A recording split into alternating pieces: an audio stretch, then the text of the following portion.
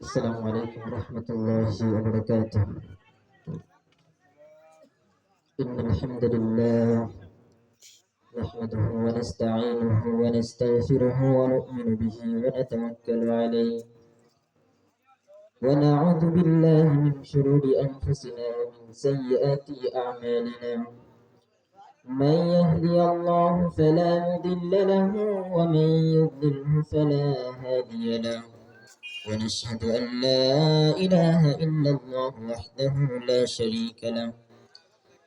أما بعد فقد قال الله تعالى في كلامه المجيد وفي فرقانه الحميد: وشر الأمور محدثاتها وكل محدثة بدعة وكل بدعة ضلالة وكل ضلالة في النار.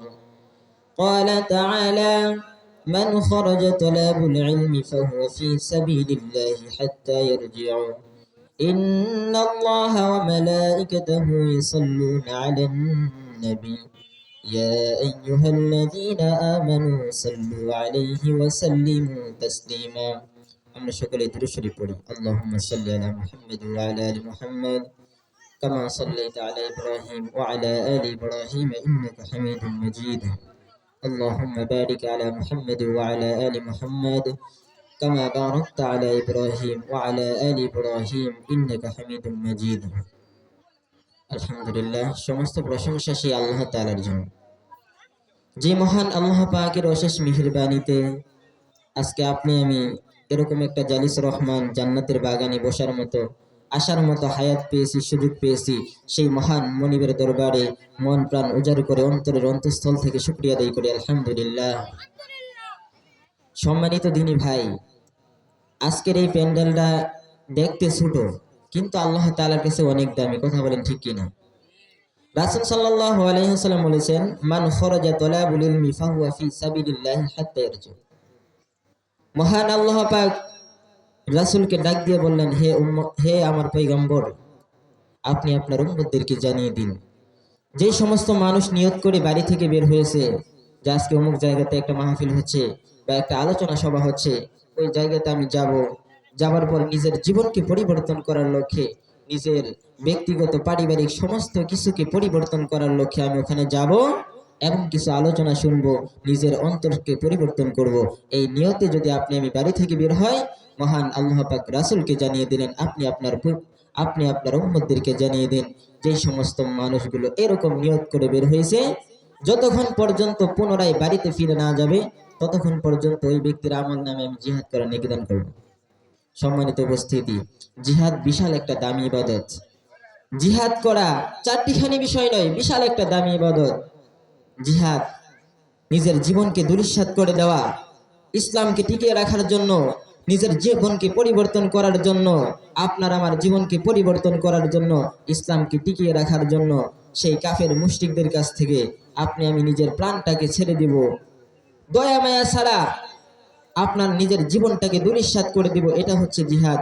সম্মানিত দিনী ভাই, আমার আলোচনার সাবজেক্ট থাকবে মৃত্যু নিয়ে কিছু সংক্রান্ত আলোচনা করব এবং রাসূল সাল্লাল্লাহু আলাইহি ওয়াসাল্লাম যেই সময় দুনিয়াতে এসেছিলেন সেই সময়টা কিরকম ছিল এই বিষয় নিয়ে কিছু আলোচনা করব। আপনারা শুনতে রাজি আছেন তো? ইনশাল্লাহ। কথা লম্বা করব না, সংক্ষিপ্তভাবে কিছু আলোচনা করব। তো মৃত্যু আপনার আমার অবধারিত একটা বিষয়, এটা আপনার আমার সকলেরই জানা। কথা বলেন ঠিক কিনা? দুনিয়ার জমিনে আমি এসেছি, আপনার আমার এই দুনিয়া থেকে চলে যেতে হবে, এটাই চূড়ান্ত। আপনার বাবা চলে গেছে, আপনার দাদা চলে গেছে, আপনার আমার এলাকাবাসীর কত মানুষ চলে গেছে, একসাথে খেলেছেন, একসাথে চলেছেন, এরকম অনেক মানুষ দুনিয়া থেকে চলে গেছে, আছে না? এরকম ভাবে তো আপনাকে আমাকেও দুনিয়া থেকে চলে যেতে হবে। এই জন্য মহান রব্বুল আলামিন রাসূল সাল্লাল্লাহু আলাইহি সাল্লাতু ওয়াসাল্লামের কাছে জিবরাইল আমিনকে পাঠাইলেন। পাঠানোর পর জিবরাইল আলাইহি সাল্লাতু ওয়াসাল্লাম আল্লাহর নবীর কাছে আসলেন। আসার পর বলতেছেন, হে হাবিব ও পয়গম্বর, আপনাকে আমি কিছু উপদেশ দিতে চাই, আপনাকে কিছু আলোচনা করতে চাই, আপনাকে আমি কিছু উপদেশ দিতে চাই, আপনি কি আমার উপদেশগুলো গ্রহণ করবেন? তখন আল্লাহ নবী বলেন, জি, আপনার উপদেশগুলো আমি গ্রহণ করব। তখন হযরত জিবরাইল আলাইহিস সালাতু ওয়াস সালাম ডাক দিয়ে বললেন, ওগো আল্লাহর হাবিব, ওগো পয়গম্বর, আপনাকে আমি একটা বিষয় জানিয়ে দিচ্ছি, সেটা হচ্ছে মা ইসমাত আশিতাহাল মাইয়িতুন।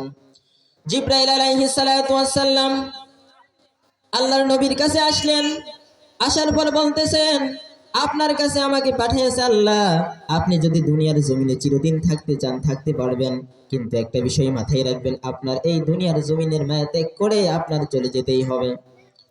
আল্লাহ রাব্বুল আলামিন রাসূলকে ক্ষমতা দিয়েছেন, তিনি যতদিন ইচ্ছা দুনিয়ার জমিনে থাকতে পারতেন, কিন্তু তারপরেও তাকে মৃত্যুবরণ করতেই হবে, এটাই চূড়ান্ত।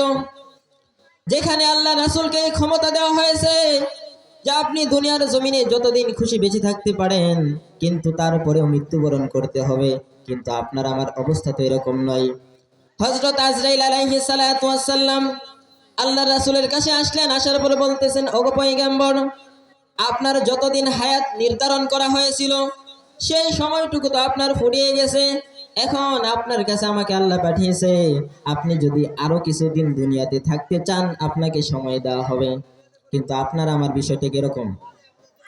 আপনার কাছে যে সময় আজরাইল আলাইহিস সালাতু আসবেন, ওই সময় কি আপনাকে বলবেন যে দুনিয়াতে 60 বছর 50 বছর কাটাইলা, একটাবার আমার শুকরিয়া আদায় করার জন্য, একটাবার আমার কাছে ক্ষমা পাওয়ার জন্য, বা একটাবার ক্ষমা চাওয়ার জন্য তুমি সময় পাও নাই, আজকে তোমাকে সময় দিলাম 10 মিনিট, তুমি তাওবা করে নাও, এরকম সুযোগ কি আল্লাহ দিবেন? এরকম সুযোগ কি আল্লাহ দিবেন আপনাকে আমাকে? আল্লাহ রাসূলকে দিয়েছেন, কিন্তু এই সুযোগ তো আপনার নাই, আমার নাই।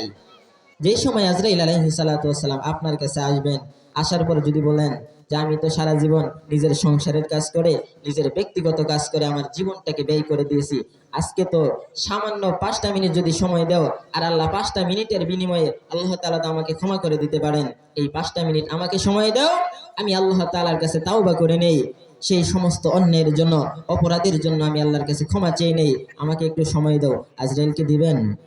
আজরাইল দিবেন না।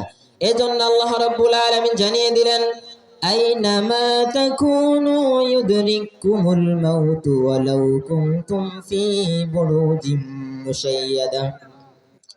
দুনিয়ার যেই সমস্ত মানুষদেরকে আমি হায়াত নির্ধারণ করে দিয়েছি, সেই সমস্ত মানুষের হায়াত ফুরিয়ে যাবার সঙ্গে সঙ্গে, তাদের কাছ থেকে হায়াত ফুরিয়ে যাওয়ার সঙ্গে সঙ্গে দুনিয়ার জমিন থেকে তাদেরকে আমি তুলে আনবো।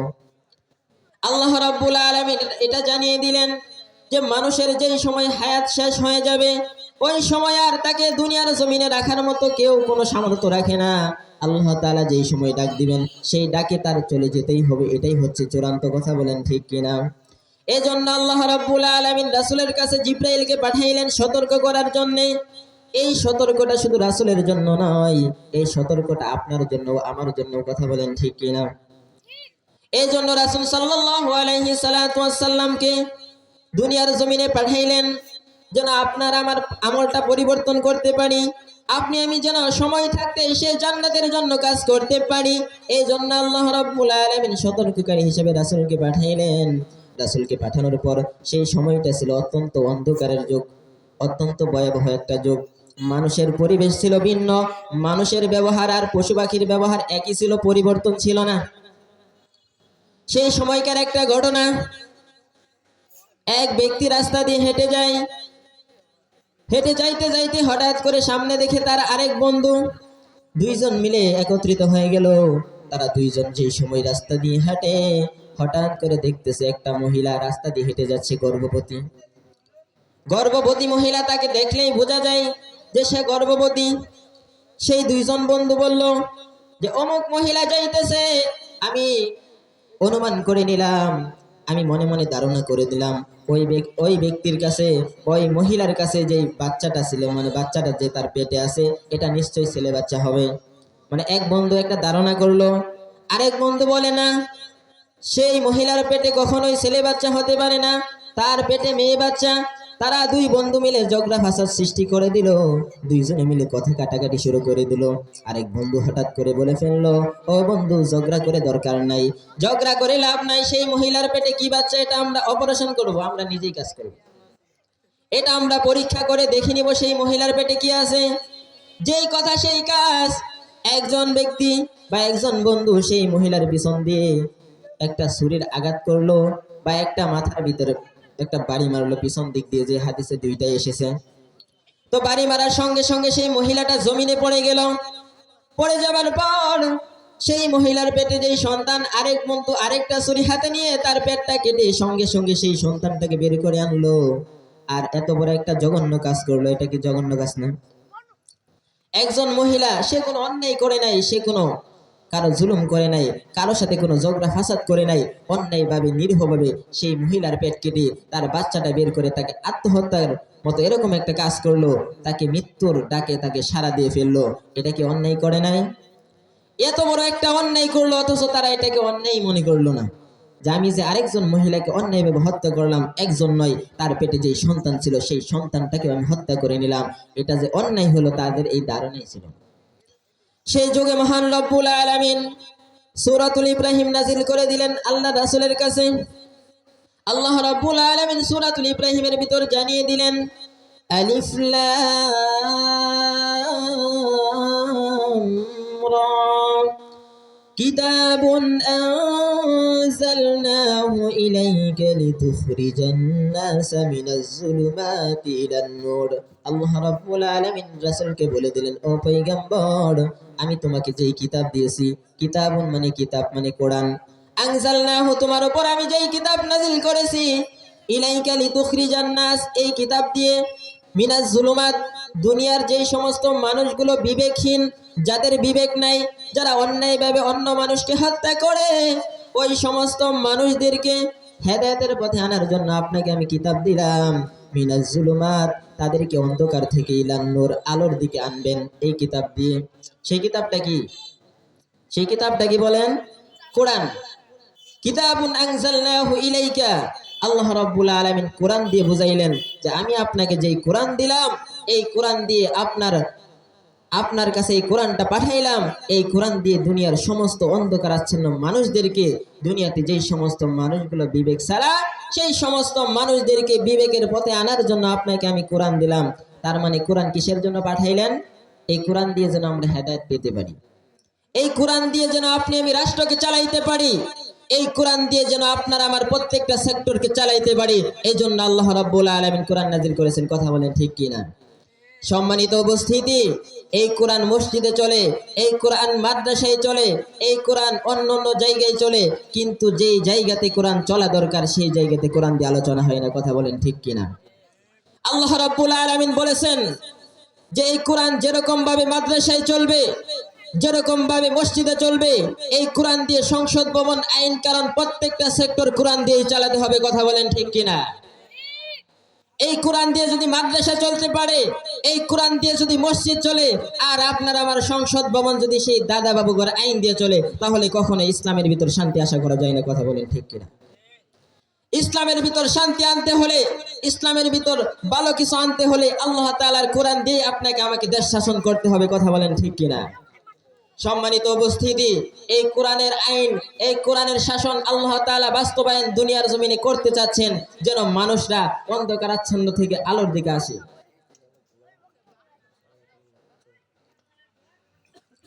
আচ্ছা, যাই হোক, আমি রাজনীতির কোনো কথা বলতেছি না, মানুষকে বোঝানোর জন্য যে ইসলামিক আইন কারণ আপনাকে আমাকে বাস্তবায়ন করার জন্য ইসলামিক যে আইনগুলো আছে এগুলোকে সমর্থন করতে হবে। এটা কি ভুল কোনো কথা?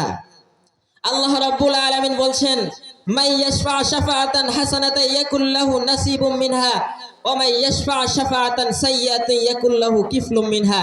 যে সমস্ত মানুষগুলো একটা ভালো কাজকে সমর্থন করে, একজনের সামর্থ্য আছে 10,000 টাকা 20,000 টাকা একটা মাদ্রাসায় দান করতেছে, একটা মসজিদে দান করতেছে, কিন্তু আরেকজনের সামর্থ্য নাই। সবারই কি 10,000 টাকা দান করার সামর্থ্য আছে? অনেকেরই কিন্তু থাকে না। কিন্তু আল্লাহ তাআলা বলতেছেন, একজন মানুষ 10,000 টাকা দান করতেছে, আরেকজন গরিব মানুষ, তার কোনো সামর্থ্য নাই, কিন্তু সে চিন্তা করতেছে না কাজটা সে ভালো করতেছে। 10,000 টাকা আমার দান করার মতো সামর্থ্য নাই, কিন্তু অমুক ব্যক্তি করতেছে, কাজটা ভালো করতেছে। একজন 10,000 টাকা দান করলে যেই সওয়াব পেল, আর সেই দানটাকে আরেকজন সমর্থন করলে সমানই সওয়াব পাবে। সুবহানাল্লাহ। আরেকটা অন্যায়ের কাজ, মনে করেন আপনার আমার সমাজে এক সময় দেখা যাইতো বাদ্যযন্ত্র দিয়ে গোটা দুনিয়াটা ভরে গিয়েছিল, গোটা দুনিয়াতে বাদ্যযন্ত্র দিয়ে আলোচনা না করে গান বাজনা আড্ডাখানা প্রত্যেকটা সেক্টরে আমার ছিল, কথা বলেন ঠিক কিনা। এক সময় ছিল যাত্রা প্যান্ডেল, কিন্তু এগুলা কিছু কমেছে। কিন্তু সেই সময় যাত্রা প্যান্ডেল যেখানে হতো সেখানে মানুষের কোনো কমতি ছিল না। আর যেই জায়গাতে কোরআনের আলোচনা হয়, যেই জায়গাতে হাদিসের আলোচনা হয়, ওই সমস্ত জায়গাতে কখনোই মানুষদেরকে দাওয়াত দিয়েও আনা যায় না, কথা বলেন ঠিক কিনা। আর যেই সমস্ত জায়গাগুলো অন্যায়ের কাজ করা হয়, জুলুমের কাজ করা হয়, মানুষের ঈমান নষ্ট করা হয়, ওই সমস্ত জায়গাগুলোতে মানুষের জায়গা দেওয়া যায় না, কথা বলেন ঠিক কিনা। তো আল্লাহ তাআলা বলেছেন, মাইয়াশফা শাফাআতান হাসানাতান ইয়াকুল্লাহু নাসিবুম মিনহা, যে সমস্ত কাজগুলো ভালো আর এই সমস্ত কাজগুলো যদি কেউ সমর্থন করে, একজন সেই কাজ করে যেরকম সওয়াব পাবে, আরেকজন মানুষ সেই কাজটাকে সমর্থন করে সমানে সওয়াব পাবে, কথা বলেন ঠিক কিনা। সম্মানিত উপস্থিতি, বর্তমান আপনি আমি যা দেখতেছি, আমরা কোনো রাজনীতির কথা বলবো না, যারা দেশের আইন কারণ, ইসলামের আইন কারণ মোতাবেক প্রত্যেকটা সেক্টর চালাবে, মানে ইসলামের নীতি দিয়ে, ইসলামের আদর্শ দিয়ে যারা দেশকে চালাতে যাবে, ওই সমস্ত মানুষদেরকে আপনি আমি সমর্থন করব। সম্মানিত উপস্থিতি, আমি নাম ধরে বলতেছি না যে জামাত ইসলাম সমর্থন করেন, আমি বলতেছি না বিএনপি আওয়ামী লীগ সমর্থন করেন। আপনার আমার যেই দলটা ভালো লাগবে, যেই দলটা আপনার আমার ধারণা লাগবে যে অমুক ব্যক্তি একটা ভালো কাজ করবে, বা অমুক ক্ষমতায় গেলে ভালো কাজ করবে, অমুক ক্ষমতায় গেলে ইসলামের আইন কারণ ব্যবস্থা চালু করবে, সেই সমস্ত মানুষদেরকে আপনাকে আমাকে সমর্থন করতে হবে। আর যাদেরকে সমর্থন করতে হবে এটা আপনাকে আমাকে বুঝে নিতে হবে, কথা বলেন ঠিক কিনা। সম্মানিত উপস্থিতি, আল্লাহ রাব্বুল আলামিন এই জন্য জানিয়ে দিলেন, এই কোরআন দিয়ে যেরকম ভাবে মসজিদ চালাবে, যেরকম ভাবে মাদ্রাসা চলবে, এই কোরআন দিয়ে আপনার আমার প্রত্যেকটা সংসদ ভবন, প্রত্যেকটা নিয়ম কারণ মোতাবেক এই কোরআন দিয়ে চালাতে হবে। যত বড় বড় সেক্টর রয়েছে প্রত্যেকটা সেক্টরে এই কোরআন দিয়ে আপনাকে আমাকে চালাতে হবে, কথা বলেন ঠিক কিনা। কিন্তু এই কোরআন দিয়ে মাদ্রাসা চালাবেন, কোরআন দিয়ে মসজিদ চালাবেন, এই কোরআন দিয়ে যদি আপনার আমার সংসদ ভবন না চলে, কখনো ইসলামের ভিতর শান্তির আশা করা যায় না, কথা বলেন ঠিক কিনা। ইসলামের ভিতর শান্তি আনতে হলে সর্বপ্রথম আপনাকে আমাকে সংসদ পরিবর্তন করতে হবে। সেই সংসদের যেই নির্বাচনে যেই মানুষগুলো রয়েছে, সেই মানুষগুলো যদি ইসলামের কথা মোতাবেক কাজ না করে, ইসলামের আইন কারণ মোতাবেক যদি তারা না চলে, তাহলে কখনো এই মাদ্রাসায় যতই ওয়াজ করেন না কেন, মসজিদের ভিতরে যতটা আলোচনা করেন না কেন, আপনার আমার আলোচনা করে, আপনার আমার এই ওয়াজ করে কখনো ইসলামের ভিতর শান্তির আশা করা যায় না। সম্মানিত উপস্থিতি, বিগত আমরা 16টা বছর দেখেছিলাম মানুষ অন্যায় করে নাই, অপরাধ করে নাই, তারপরেও যে সমস্ত মানুষগুলো কোরআনের কথা বলেছে, কোরআনের আইন চালু করার জন্য, প্রতিষ্ঠা করার জন্য যারা কথা বলেছে, সেই সমস্ত মানুষগুলো ছিল কোরআনের পাখি। আর এই সমস্ত মানুষগুলো কোরআনের আইন চালু করার জন্য প্রত্যেকটা রাষ্ট্রই প্রত্যেকটা সেক্টরে কাজ চালাতে চেয়েছে, কিন্তু সেই সমস্ত মানুষদেরকে, তাদেরকে বাধাগ্রস্ত করে তাদেরকে অন্যায়ভাবে জেলের ভিতর ভরা হয়েছে, কথা বলেন ঠিক কিনা। তারা ইসলামের কথা বলেছে, তারা ইসলামের আইন চালু করার জন্য কাজ করেছে, কিন্তু ওই সমস্ত মানুষদেরকে অন্যায়ভাবে জুতানাতার মামলা দিয়ে তাদেরকে জেলের ভিতর অন্যায়ভাবে ভরে রাখা হয়েছে, কথা বলেন ঠিক কিনা।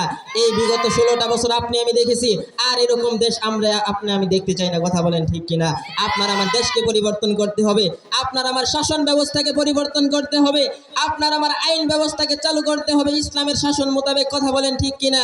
এই কোরআন দিয়ে মসজিদ যেরকম ভাবে চালাবো, এই কোরআন দিয়ে মাদ্রাসা যেরকম ভাবে চালাবো, আপনার আমার প্রত্যেকটা সেক্টর যদি কোরআন দিয়ে চালাতে পারি, তাহলে ইসলামের ভিতর কখনো অশান্তি থাকতে পারে না, কথা বলেন ঠিক কিনা। সম্মানিত উপস্থিতি, আপনাকে আমাকে নিজের বিবেককে আগে পরিবর্তন করতে হবে। নিজের মন মানসিকতা যদি পরিবর্তন করতে পারেন, তাহলে আপনার আমার প্রত্যেকটা সেক্টর এমনিতেই পরিবর্তন হয়ে যাবে, কথা বলেন ঠিক কিনা। কোরআন মোতাবেক শাসন বয়ান করেন মানুষ বোঝানোর লিগা, কিন্তু ইসলাম ইসলাম অন্য সংসদ ভবনের এটা নাই। এইদিকে বয়ান করেন তো তামগারে মানুষ জামাতি ইসলামের মধ্যে যে যাইতেছেন এটাও না। না না না, আমি তো দল টল কিছু টার্গেট করে বলতেছি না, যারা ইসলামের কাজ করবে তাদেরকে আমরা সমর্থন। এটা দল টার্গেট করে হইতাছে, আপনি কোন যে ইসলাম প্রচার করার লিগা এটা করেন। ইসলাম আমরা ওটার মধ্যে যা করা চাই। আচ্ছা যাই হোক, আসলে আমি বলতেছি ওটা না সংসদের লোক কোন আইন এই দিকে একটা বুঝায় সংসদে না যাই নবী সাহেব জীবনী থেকে কিছু কই।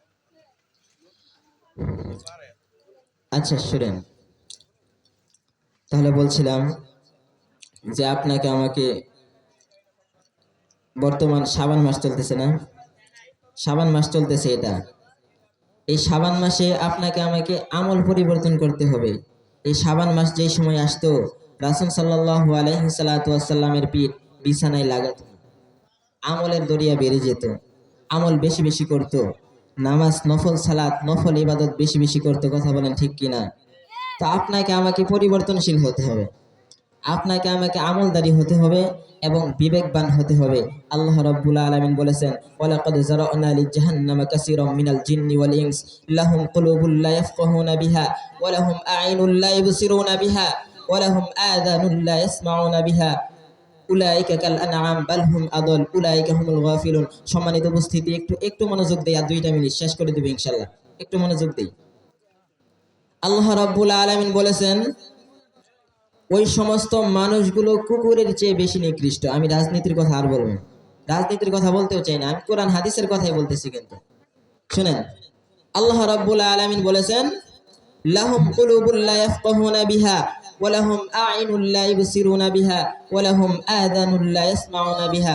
সম্মানিত উপস্থিতি, একটু মনোযোগ দেই। আল্লাহ রাব্বুল আলামিন বলেছেন, যে সমস্ত মানুষদেরকে আমি অন্তর দিয়েছি তারা অন্তর দিয়ে চিন্তা করে না ভালো কিছু। যে সমস্ত মানুষদেরকে আমি বিবেক দিয়েছি তারা বিবেক দিয়ে নিজের জীবনকে পরিবর্তন করার জন্য কাজ করে না, নিজের জীবনটাকে বিলাসিতায় কাটিয়ে দিতেছে। ওয়ালাহুম আ'ইনুল লা ইবসিরুনা বিহা। আমি মানুষদেরকে 2টা কান দিয়েছি, 2টা কান দিয়েছি কোরআনের কথা শোনার জন্য, 2টা কান দিয়েছি হাদিসের কথা শোনার জন্য, 2টা কান দিয়েছি কোরআন তেলাওয়াত শোনার জন্য। কিন্তু যেই সমস্ত মানুষগুলো এই কোরআন তেলাওয়াত না শুনে গান বাজনাগুলো শুনে, ওই সমস্ত মানুষগুলো কুকুরের চেয়ে বেশি নিকৃষ্ট। কথা বলেন ঠিক কিনা? যে সমস্ত মানুষদেরকে আমি বিবেক দিয়েছি, আর এই বিবেক পাওয়ার পর যে সমস্ত মানুষগুলো পশু পাখির মতো আচরণ করে, পশু পাখির মতো চলাফেরা করে, ওই সমস্ত মানুষ পশুর চেয়ে আরো বেশি নিকৃষ্ট। কথা বলেন ঠিক কিনা? আল্লাহ তাআলা বলেছেন, ওয়ালাহুম আ'ইনুল লা ইবসিরুনা বিহা। যে সমস্ত মানুষদেরকে আমি চক্ষু দিয়েছি ভালো কিছু দেখার জন্য, আর তারা সারাক্ষণ শুধু গান বাজনা দেখে, সারাক্ষণ শুধু ফোন দেখে, সারাক্ষণ শুধু ফোন দেখে মোবাইল দেখে তার জীবনটাকে নষ্ট করে, ওই সমস্ত মানুষগুলো কুকুরের চেয়ে বেশি নিকৃষ্ট হয়ে যাবে। সম্মানিত উপস্থিতি, আপনার আমার জীবনকে পরিবর্তন করতে হলে 3টা কাজের মাধ্যমে আপনার আমার জীবনটাকে পরিবর্তন করা যায়। তো জীবনকে পরিবর্তন করতে হলে আপনাকে আমাকে নামাজি আগে বানাতে হবে দেশের ভিতর। নামাজি নিয়ে 3টা কথা বলে হুজুর 2 মিনিট শেষ করে দিচ্ছি। আপনার আমার সন্তানদেরকে নামাজি বানানোর জন্য 3টা উপদেশ দিতে হবে। এই 3টা উপদেশ যদি আপনার দেশে আপনার এলাকাতে বাস্তবায়ন করতে পারি, তাহলে আপনার আমার দেশে নামাজি ভরপুর হয়ে যাবে।